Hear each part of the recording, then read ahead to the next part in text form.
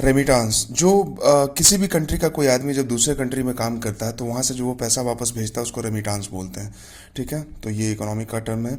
और अब अभी जब कोरोना पैंडेमिक चल रहा है तो वर्ल्ड ओवर जो बहुत सारी समस्याएं हो रही हैं, लोग अपने अपने घर वापस आ रहे हैं, जो अपने कंट्री में है वो इंट्रा माइग्रेशन कर रहे हैं, अपने गांव की तरफ जा रहे हैं, और जो बाहर रह रहे हैं तो वो भी उम्मीद किया जा रहा था कि वापस अपने कंट्री में लौट के आ जाएंगे और समस्याएं होंगी और रेमिटांस कम होगा। लेकिन जो रिपोर्ट आई है, वर्ल्ड बैंक की रिपोर्ट है कि remittance India have received $83 billion in remittance. ठीक है, लास्ट ईयर 2019 में सॉरी 2020 में India received $83 billion in remittance 2020 में, जो कि 2019 से सिर्फ 0.2% ही कम है। वर्ल्ड बैंक का ऐसा कहना है। ठीक है, तो इस आर्टिकल में देखिए कि आपको डेटा एक तो दिया गया है कि टॉप 5 नेशंस इन 2020 जिसको कि रेमिटांस मिला, इंडिया सबसे टॉप में है। यानी कि प्रीलिम्स में अगर सवाल आए कि रेमिटांस से रिलेटेड कोई भी सवाल आए जिसमें कि हमको एलिमिनेट भी करना हो या डायरेक्ट क्वेश्चन भी हो, तो याद रखना है इंडिया सबसे ज़्यादा रेमिटांस आने वाली कंट्री इंडिया है।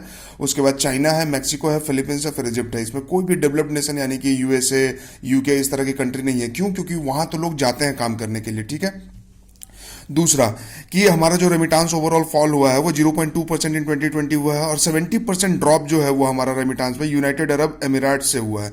ठीक है, हमारे रेमिटांस में 70% ड्रॉप जो है वो यूनाइटेड अरब एमिरेट से हुआ है, और इस वजह से थोड़ा सा 0.2% हमारा ओवरऑल रेमिटांस में कमी आया है।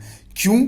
यूएई से 17% कम हो रहा है, जबकि ओवरऑल 0.2% ही कम हो रहा है, क्योंकि हमारे यहाँ रेजिलियंट फ्लो है यूनाइटेड स्टेट से और अदर होस्ट कंट्रीज से।